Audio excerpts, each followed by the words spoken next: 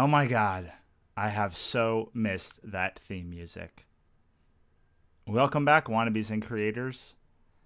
It is, if you can believe it, another episode of the now rebranded The Complete Creative. I thought about how to announce the relaunch. What I decided was to just do a new episode and drop it right here. Then I rethought it because it's been a long time. In fact, I haven't had an episode since 2017, and I thought the most appropriate way to launch a new episode would be on the anniversary of this podcast's last episode. So that's what I'm going to do. I'm going to drop a brand new episode of this podcast at the beginning of November, 5 weeks from today.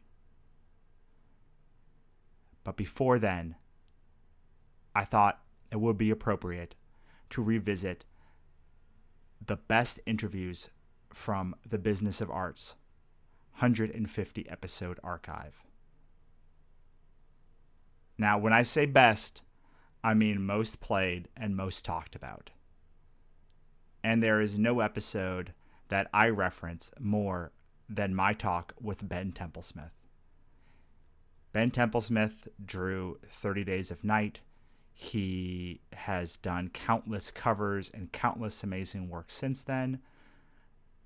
And he really revolutionized the way that I thought about my own creative process. So, while I'm prepping the first new episode of this show in 2 years, I want you to listen back on the fourth most popular episode of the podcast and my interview with Ben Templesmith. Now, if you enjoy this, I have a treat for you because for the past 2 years, I have been building out a brand new website called The Complete Creative. You can reach it on thecompletecreative.com. It has tons of articles, epic blog posts, the podcast archive for this show, and a whole lot more. It's basically everything that I've been learning since I gave up this podcast the first time. One of the biggest regrets of my entire creative life, which is why I'm bringing it back. I cannot wait to share with you who the first new guest is going to be. But for now, enjoy one of my favorite interviews of all time with the incomparable Ben Templesmith. Take it away, Ben. Tell us what you're passionate about these days. What am I passionate about? Making the books I want to make as a creator. And then actually, I'm probably passionate about empowering creators in general. It is my firm belief, and the thing that drives me generally, is that the person who should benefit the most from any creative work they make is them. I don't mind anyone else taking a cut, which is normal, but they should be the major beneficiaries. And that's not really the case and hasn't historically been the case in comic books. So I would like that to change. I would love that to change too. I mean, it's tough because there's so many people on the... Well, comics are incredibly expensive and time-consuming to make at the first part. Just at the very beginning part, I know friends who are writing novels and they're writing 6 to 10 a year and they're putting them out. And I'm like, what? That kind of pace, just you can't even do without breaking every bone in your body as an artist and a writer, Well, I put out roughly 12 issues a year, I guess, of content work-wise. I mean, you don't always see that because it's in multiple projects, but I'm pretty prolific. I work on 3 projects at a time usually. That you sound like one of the artists from my first book who would stack books books back to back to back or like on top of each other. So I would have 6 to 8 months where I didn't hear from him. Then I'd get like this beautifully rendered full issue or 2 issues like at the same time. Yeah. Well, I generally, if you want to talk the economics of it, I think floppies, and I call them floppies, are still important because they provide. Obviously, some people still like the episodic format, but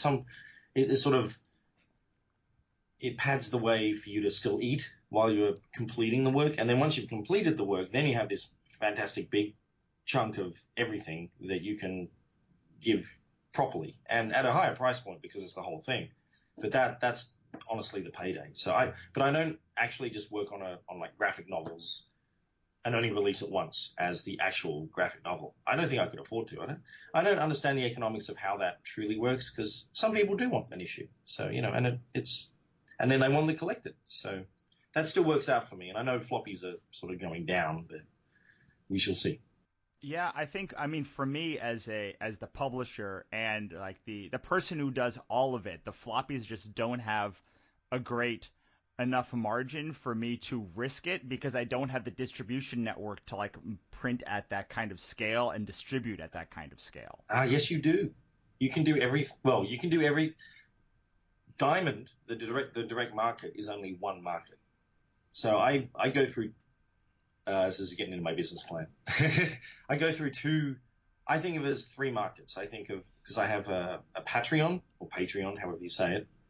If people don't know what that is, it's kind of like a mini Kickstarter from month to month.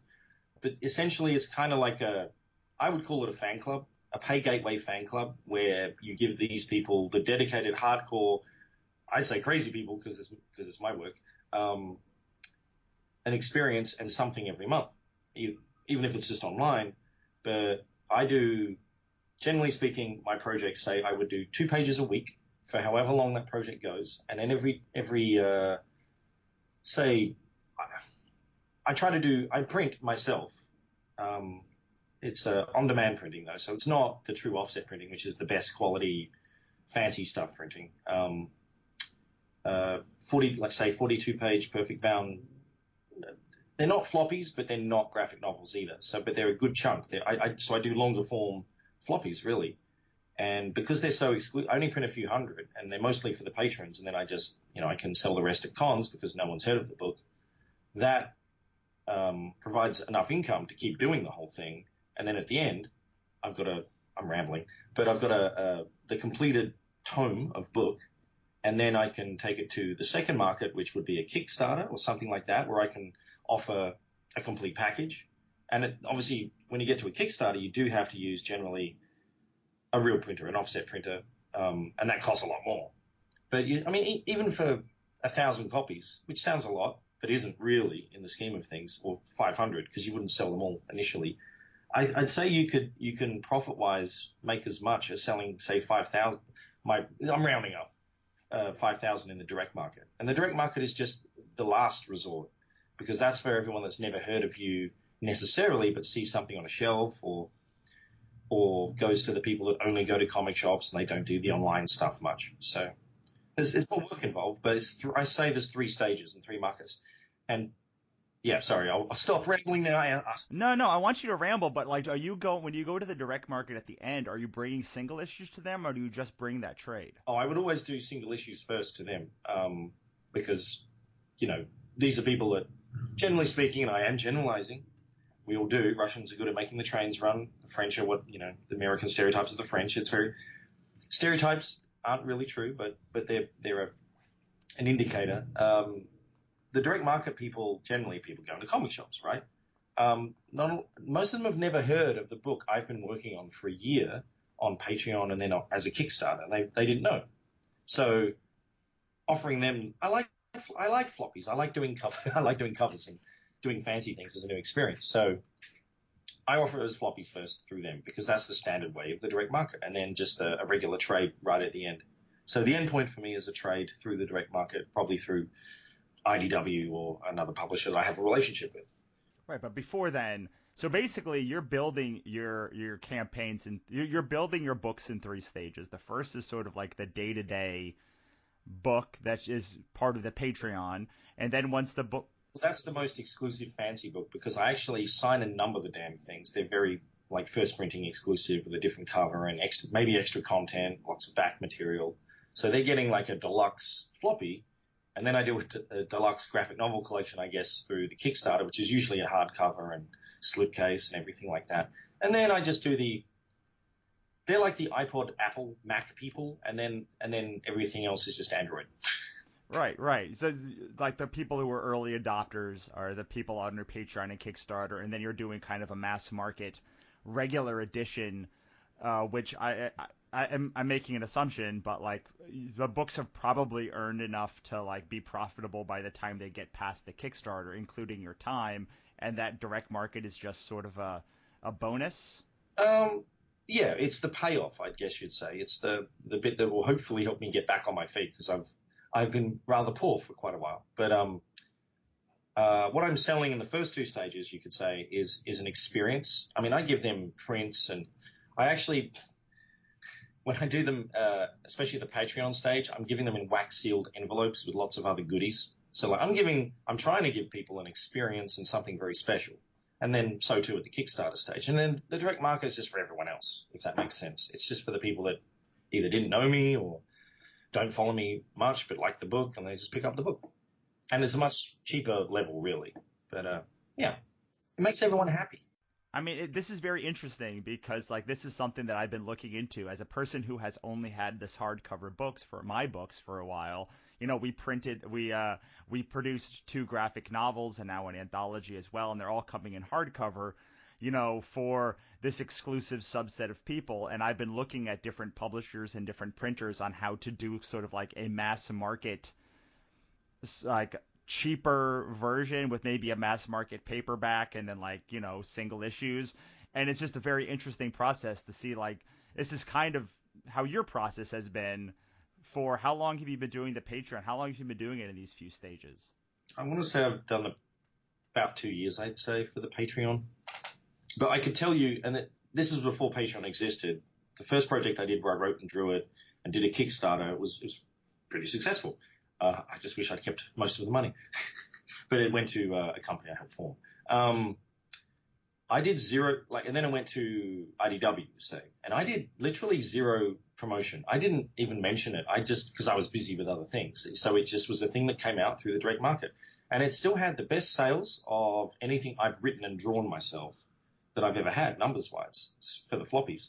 And so it's just a thing that runs itself, you know. It's got the whole preview system and comic stores, and like, you know, luckily they know my name enough, I guess. So yeah, it was on autopilot after that. So it worked out. And then soft covers are a bit cheaper to produce, but there's very different markets. I'd say hardcover people are a particular kind of people as well. So I mean, IDW have done a bunch of my books in hardcover as well, and like they still sell. So it's like a lot of people want a hardcover. So, and that's becoming the norm, which is nice because that's like France or something who only do hardcovers pretty much. Right.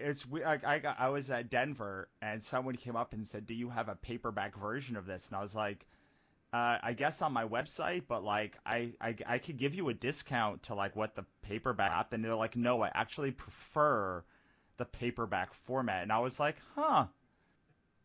I haven't had too many of those. Mostly it's the other way around.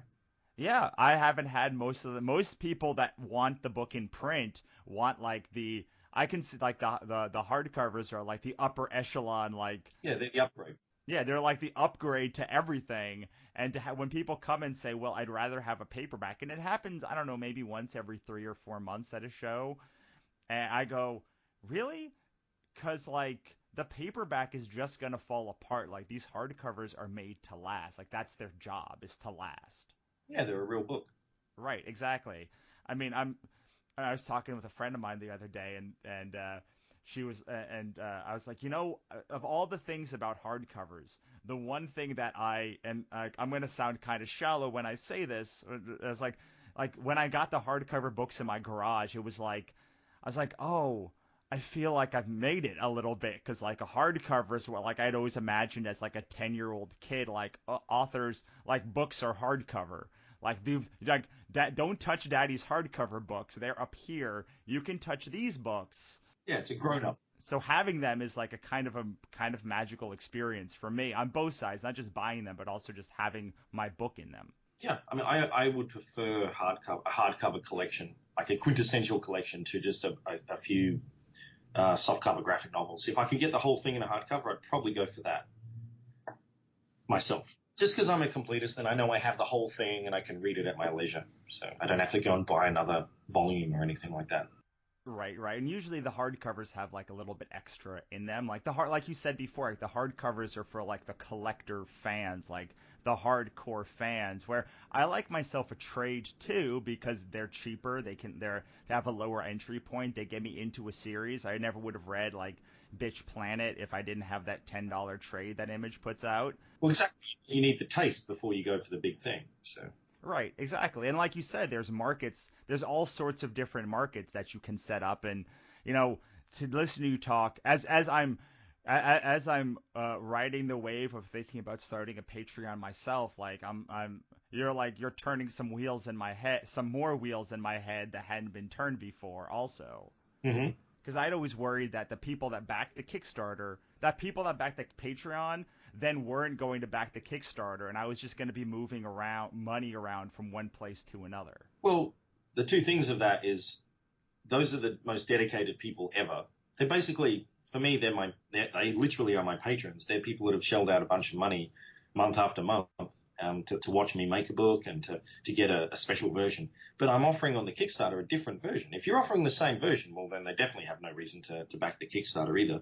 But some do, and they tell me, and it's like, thank you. But you want to offer something different at each step of the way. Because I think most people are confused. They think you don't believe you're selling comic books. You're selling an experience.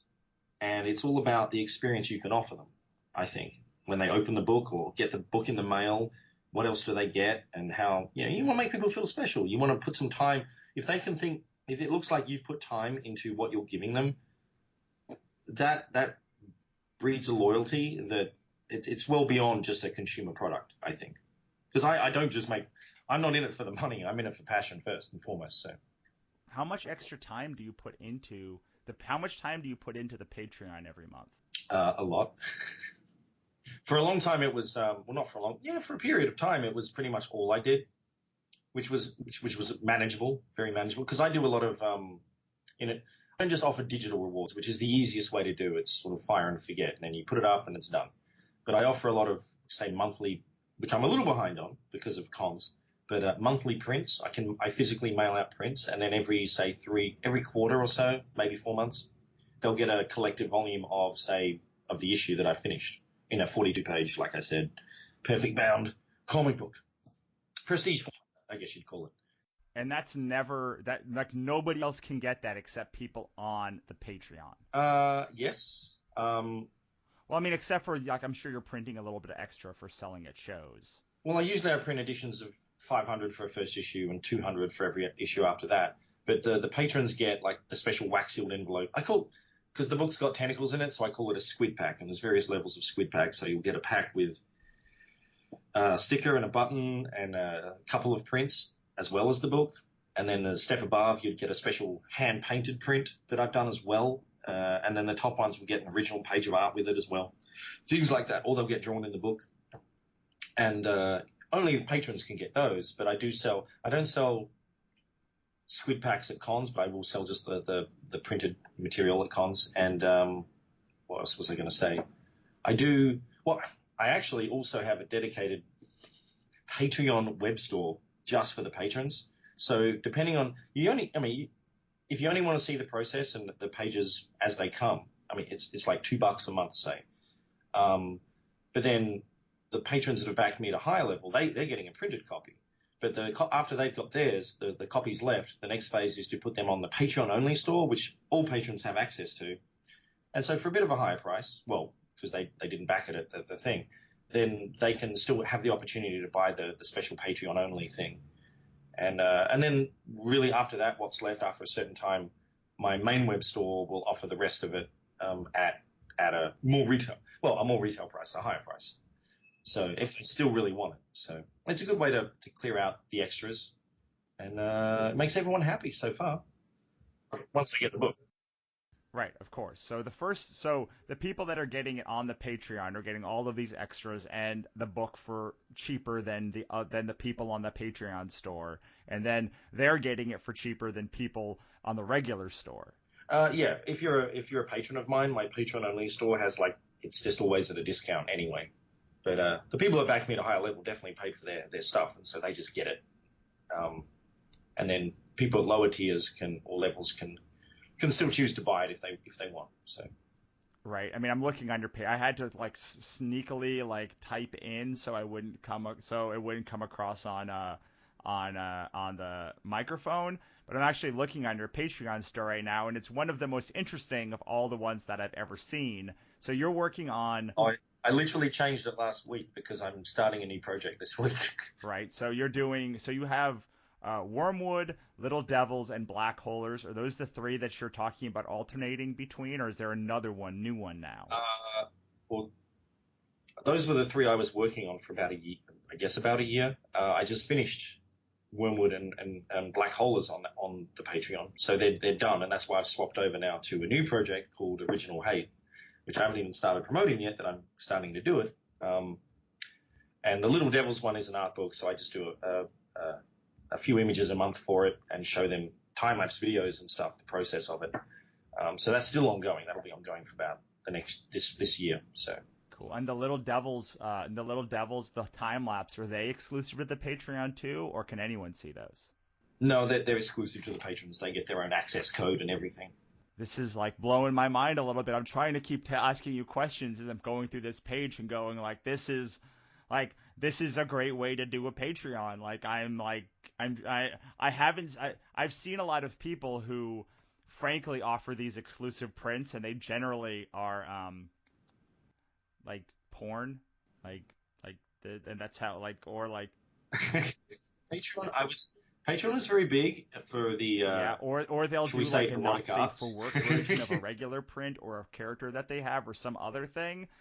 But like you're Yeah, there's a lot of cosplayers on there that actually aren't really cosplaying. They're just showing off assets, shall we say. They're big on. They make a lot of money. but this is not that. This is like you have like a whole like tiered business model and like things to help the patrons. Why? Yeah, I treat it like a Kickstarter. Honestly, it's like if you want to back me at the basic level, you get a whole bunch of still exclusive stuff, but it just it goes up from there. The trick with Patreon is most of it. I mean, it works when you're going to do something anyway. Like you've set your heart on it. You want to do this thing. So all you're doing is documenting and showing other people what you're already doing. And that's the best way to do it. But I do dedicated things for them. So Right. I mean, it makes so much sense. I always tell people when they're doing art, like when people say how do I get more out of a day? I say, are you recording your art yet so you can put them up as speed paintings and all these other things and stacking so you're doing something one time but you can use it 6 times? And they go, no. I'm like, well, start there because now I just increased your workload by 600% or your bandwidth by 600% because now you're drawing one thing and using it in all these other places. And you have a pretty similar model, it sounds like, on this Patreon page. well, I'm not saying I'm not by any means a genius and I'm not by any means an expert, but it's just smart to having only to draw one thing once and capitalize on it multiple times. That's a business model. That means you can eat and pay your rent. So, and I've run into a lot of people that don't really understand anything on the business money side, which is really sad. But now I understand why many artists are kind of screwed over on contracts and in careers in general sometimes because they do bad deals. But wow, I just sounded like Trump. They do bad deals. Yeah, it's fine. Yeah. Yeah, but I mean, you're not wrong because I tell everybody when I make them sign a contract, I'm like, this contract is geared towards me. You need to look at it and tell me what you need to change. And about 80% of the time, I'll just get a signature back, even though I told them that this was a bad deal for them because they were just excited or for some reason, I don't know why they don't look over the contract, but I get the contracts back in way less time than it could take somebody to legitimately read through them. Yeah, I mean, some things people should ask for, or that I mean, you get what you're interested out of the deal. But if you're a clever artist or creator in the first place, there's things that you could ask for to make sure they're okay with, obviously contractually or whatever, that you don't care about, but that artist could capitalize on, like the process work. At some point, I get very nervous if I'm doing a work for hire job and they want print resolution of my process work. I was like, well, the process is my process. If you want to buy that as well, that's potentially money for me now because people are just interested watching me do it. Although obviously you maybe can't show it at the time because the book hasn't come out and NDAs and stuff. But things like that you want to factor in. So I mean, you could capitalize on it, but only if I can capitalize on it too. So let's give can you give some concrete examples besides the one that you just talked about, the process of things that an artist should or could ask for that would really benefit them? Oh man, I'm not an expert. I've signed plenty of bad deals. I know. Look, neither of us are legal experts. This is just our colloquial opinion. Go and ask a real legal expert. Okay, now we got that out of the way. Yeah, I've never really had a lawyer look over any of my contracts. But I like them in plain English too. But I've signed plenty that I didn't really understand because it's for a large company. It's like, it's fine. I just do the art. I get paid and you get to do whatever you want because I know it's a big thing. Like, that's fine. But one thing I wish I'd learned a few years earlier, well, in my career, was what reversion rights are. And that means when you do a book, say, and it goes out of print, well, if the publisher's not going to keep printing it, you get all your rights back and you could either take it somewhere else or do what you want with it because then you control it. And I would also say creator owned doesn't always necessarily mean creator controlled, but it should by implication, but it doesn't in practice. So I've got a few older deals where it's creator owned work, but it's not creator controlled in the sense of like other rights or whose opinion is the most important when it comes to, say, making a movie out of your work or something like that. And all the middlemen you have to deal with instead of well, it's my book. Why can't I just do what I want? If someone comes and approaches me and says they want to do something, I'm like, yeah, great. So I would say bear that in mind in contracts sometimes. But leverage is everything, and every art creator is different and at different points in their career. So not everyone can ask for everything. And it's a minefield, and I am not a lawyer. So yes, I'm gonna add one more, which is what out of print means. Oh, out of print. Well, that's a debatable thing these days. I don't like, because of the world of digital now, I don't consider digital in print, obviously, because it's not in print. But a publisher could argue that means, oh, no, we're still offering your book. It's available. It's on like Comixology or somewhere. It's like, yeah, but you're stopping, like, I can't, sell it at conventions, or people can't find it in bookstores. And that's real money. And that actually goes through, generally speaking, sometimes less middlemen than the online digital side. Because you've got publishers, you've got the online store where it's sold, and then you've got the online publisher and all sorts of things like that. So in print means it is available, in simplistic terms, probably available at a Diamond warehouse. Like they have some in stock that they can ship to comic stores and bookstores. Because if that doesn't happen, you don't get this thing called royalties if you're a creator. And so every quarter or so, you'll get a statement, whatnot, saying, oh, we sold 50 books. Which doesn't sound like much, but if they're hardcovers or collections, that adds up to a little bit, maybe a couple of $100 a quarter. But if you have, say, 10 graphic novels that are in print and still available, and they're all selling like 100 copies each or whatever, that actually provides you, the creator, from your past work with a passive income that allows you to build your back catalog and actually live. I mean, you want to actually expand as you go because you've done all this work. It shouldn't just be a dead book 6 months after you've done it. You know what I mean? Because not everyone in the world's heard of it. So keeping things in print for me is actually an important thing. And it should be for anyone that's building a back catalog of creator-owned work. I mean, they say that you make your living as a writer on your back catalog, not on like the book that's coming out, but on how that new book lifts up all the old books. And those are that's how you're making like your passive income living. If you're smart, because say you release volume 5 of your book, but the publishers let the other 4 go out of print. Well, volume 5, people go, oh, I like this. Where's the rest? And they can't get it, which is ridiculous. So that has been an ongoing struggle sometimes with publishers. Like I would do a print run myself just to keep it in stock. I've offered to invest in my own properties. So because if you look at it in the scheme of things though, and I'm sorry, I'm not trying to dirty mouth publishers, and I know you're a publisher, but say $300 a quarter isn't terribly much to some publishers in the scheme of things, but that means an awful lot to a human being who's created that book. And you multiply that by several more volumes, that's actually a bit more, So there's costs, But you look at the long tail economics of it, and that's where the payoff is for a creator. So, because we're building something, we're not just doing a wham bam thank you ma'am job where you clock in, clock out every day. We're trying to build something, and a good book can sell for the next 100 years. Yeah, I always say make it once, sell it forever, and it's okay. My job on this program is to badmouth publishers, so like it's okay. Like it, Well, I'm not bad mouthing him, but I understand the business logic of everyone.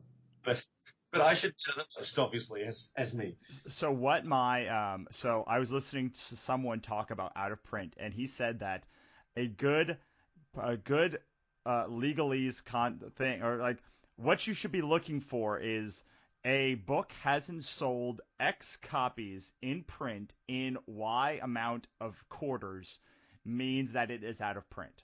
So even if the book is in print and it has, let's say your number is 500 or 300, if it hasn't sold 300 copies in 3 consecutive quarters, it is considered out of print, and you can get the rights to revert back to you. That's what he said. A good wording was. If you can get away with it, that's great. But I feel bad for the publisher then, because if there's a bunch of unsold copies at a warehouse, that's fine. Like, give me my rights back, and I have the property to do with what I want again because it's not selling. But I should probably have to buy those extra copies back, which probably would make sense because I want the book back. So that'd be fine, because then I could sell them at conventions. Because if you think about it, a good creator actually has more reach than a publisher, because the creator is the ground floor guy who goes out and meets fans, or girl, and meets fans. So I want my own product, my own stuff, to be able to sell to those people or show those people. And a publisher doesn't have that much reach. Yeah, they do cons and they sometimes have, booths and stuff, but people want the experience with the creator, not honestly with the publisher. The publisher is just the distribution. Right. I mean, they're making their money on printing a whole bunch of things and getting a little piece of all of them. Whereas like any creator by themselves does, you're right, has more reach. They can do more stuff individually. But a publisher makes their money by like having 500 titles out at any time and 2,000 books in their back catalog, instead of like a creator who has like 5 or 10 or 20. Yeah, so those 500 copies that are just sat with them in a warehouse, which is actually costing them money, and I understand that. They may not be doing anything for the publisher, but they could do great for me. I mean, I can bring 50 to a con every con and probably sell through them eventually, because I'm giving an experience on top of that, rather than just having them sat in a warehouse and seeing numbers on a spreadsheet eventually, which is very unpersonal and not why I want to create in the first place. Right, exactly. And I would say that usually when rights reversion happens, any books that are in a warehouse, like they can still sell those copies. Like that's why you see. So like that's why you see in certain books, if you like look on Amazon, there'll be like 2 or 3 different versions, like from Titan and Tor, because like someone got a rights reversion from one and then went to another or something like that. But again, I'm not a lawyer either.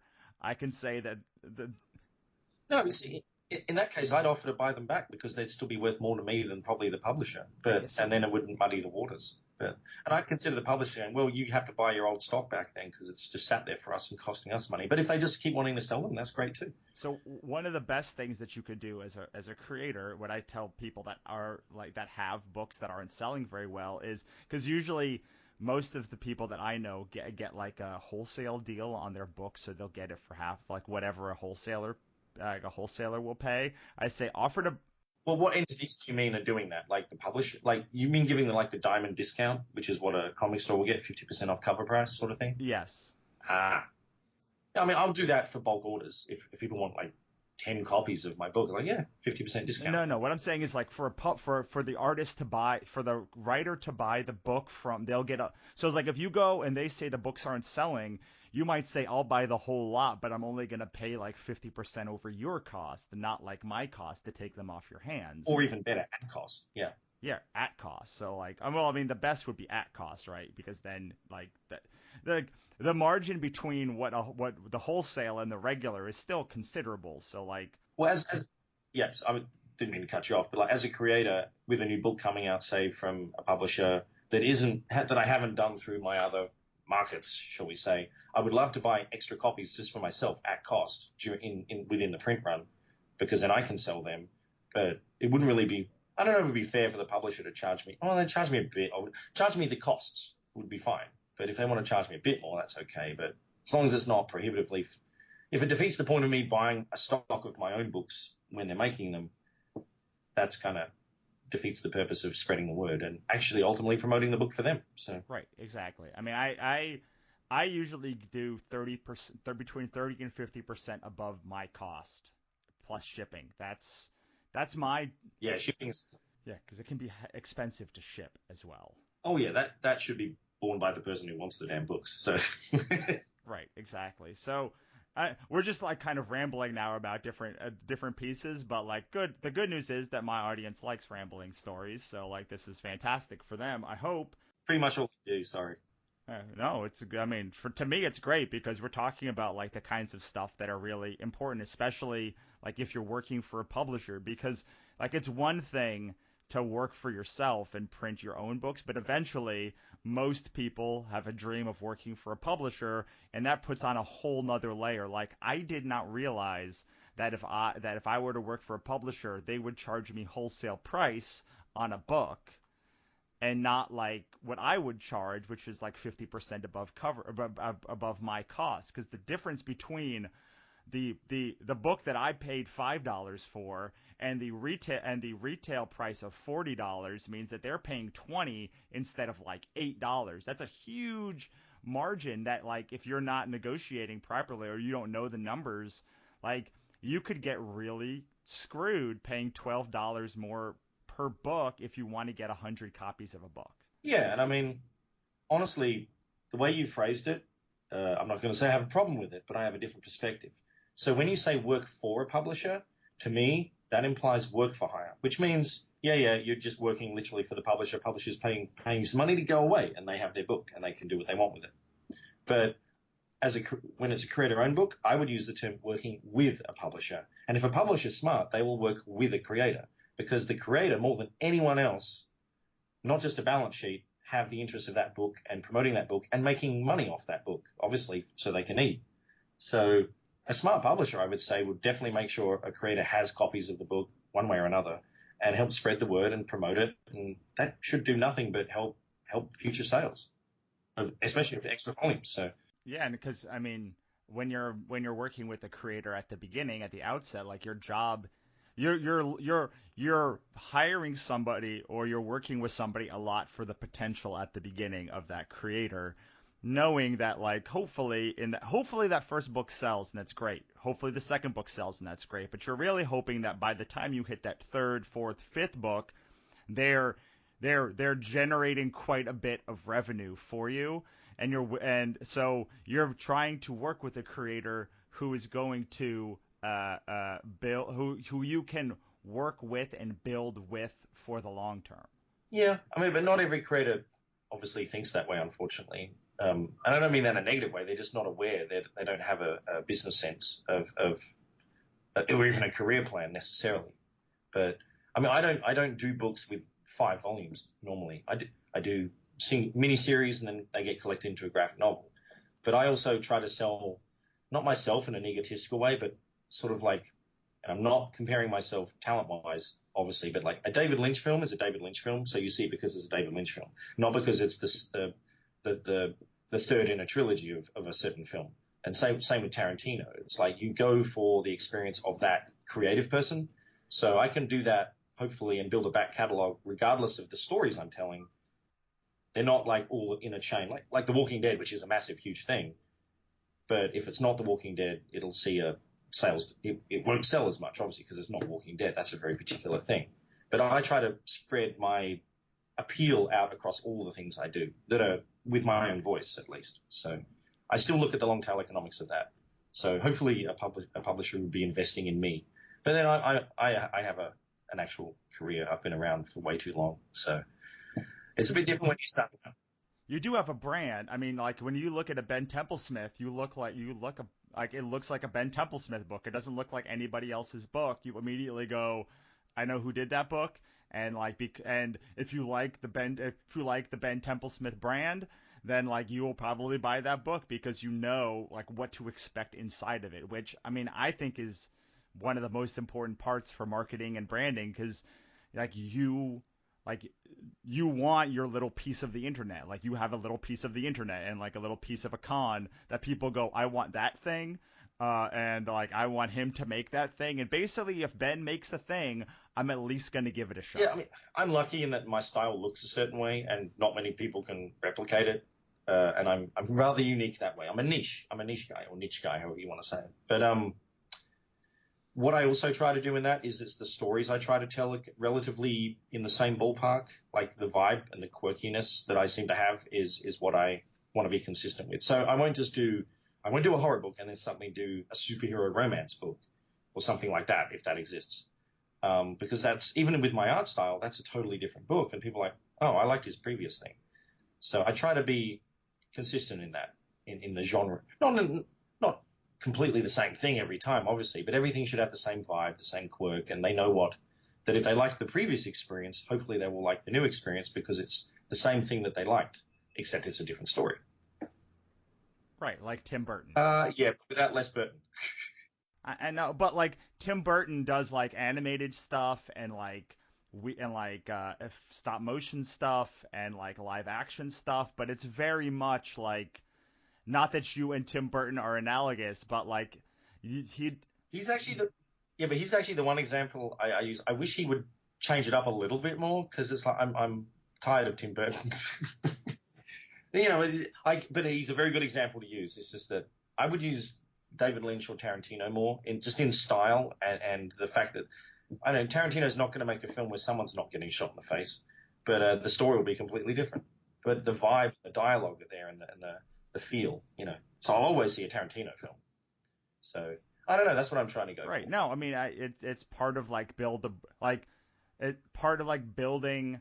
Like, I don't like long stories. I like things that are like Terry Pratchett stuff and like Douglas Adams, which are like there's a universe there, or like Stephen King, where there's a universe there, and if you want to look for it, you can look for it, but like you don't have to look for it. Like you can just enjoy each thing as its own piece of this like overall world. Exactly. And it still allows the creator to have fun and dabble in new things because the creator doesn't want to do the same thing over and over again. But you want to be in the same wheelhouse, hopefully, mostly.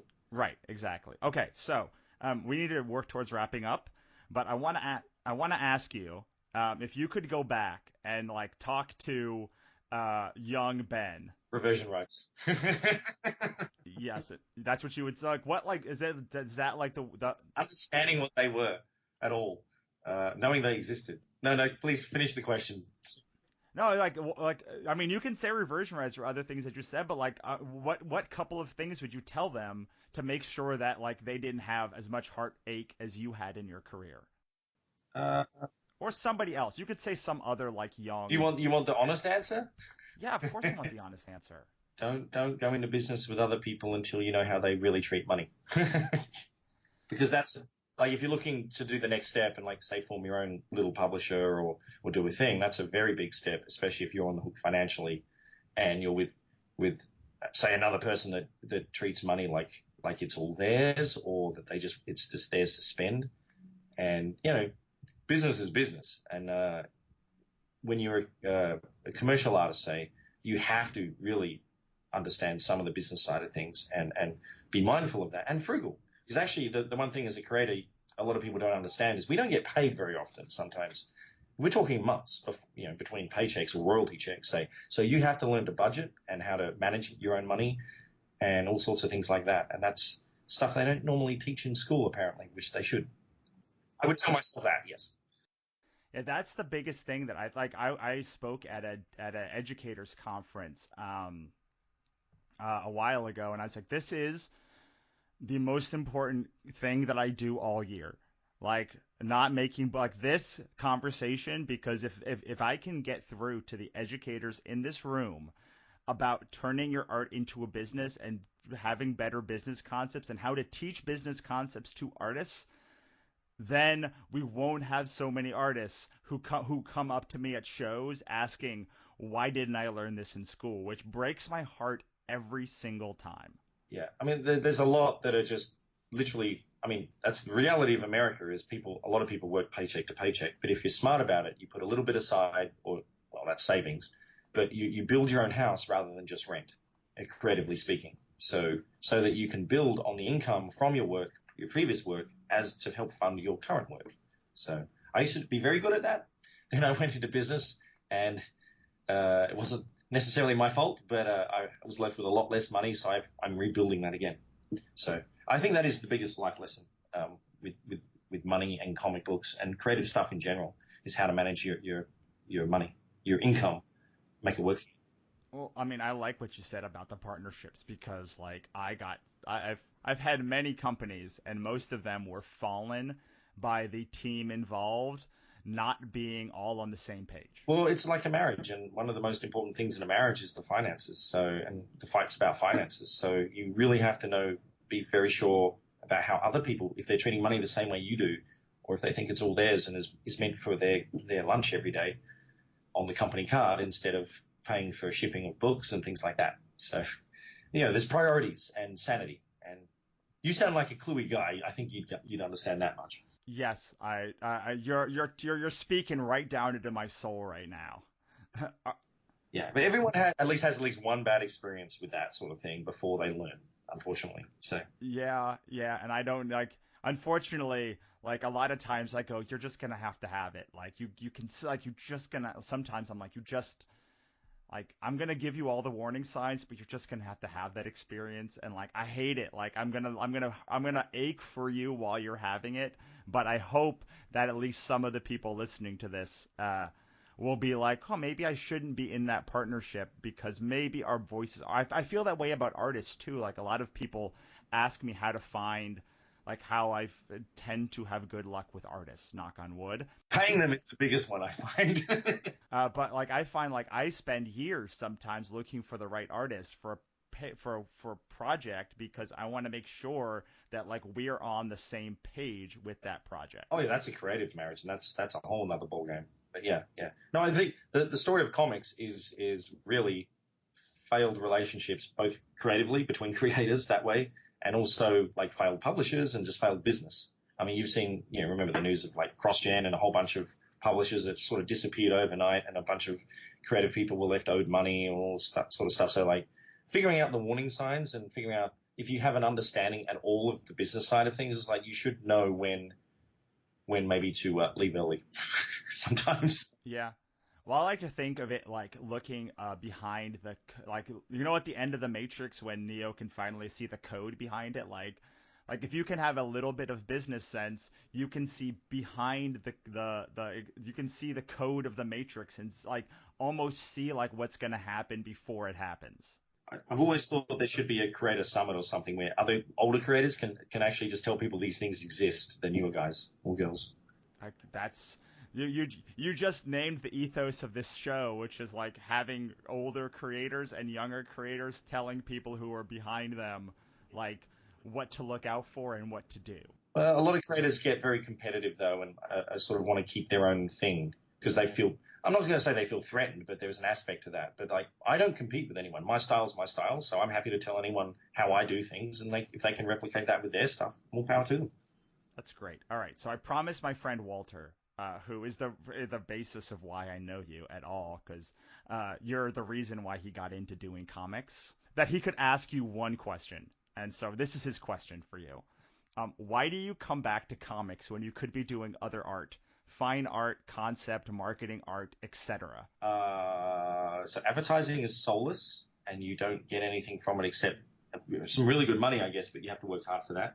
Fine art is full of rather pretentious people sometimes, but also like a gallery scene that's highly political, and it gets very political there. And I'm not going to use the swear word, but I don't deal with that stuff much. I just do my own thing.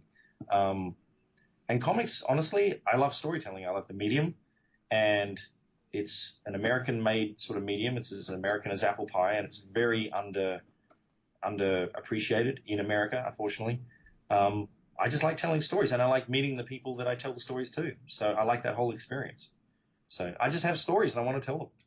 And they're like cheap movies on paper, really. So, and I don't pretend to ever want to manage like 100 people to make a damn movie and millions of dollars in a budget. So comics are the next best thing. I love that. I was talking to one of my publisher friends, and so she was like, "Why did you get in?" I was like, "Why did you get into?" I was like, "Because it's cheaper than making movies."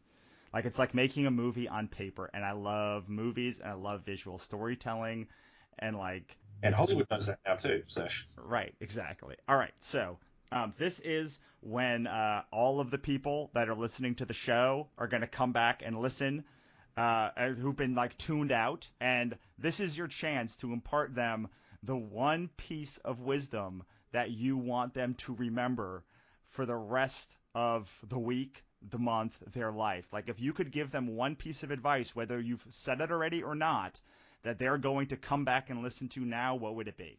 uh, you create as you as a creator, you're worth something. So never give your work away for free. With the proviso that maybe right at the beginning you have to do a little bit of that to get somewhere and to make connections and to yeah. But generally speaking, no, you're always worth something. So never work for free. Never work for exposure because that's sort of the most. You wouldn't ask a doctor or a lawyer to do that, although lawyers do work pro bono, but that's for a big payoff usually, or morals. But yeah, yeah. Spec work is for spec work lessens everyone else. It lessens all of us. I love it. Is there anything that we haven't covered that you want to talk about?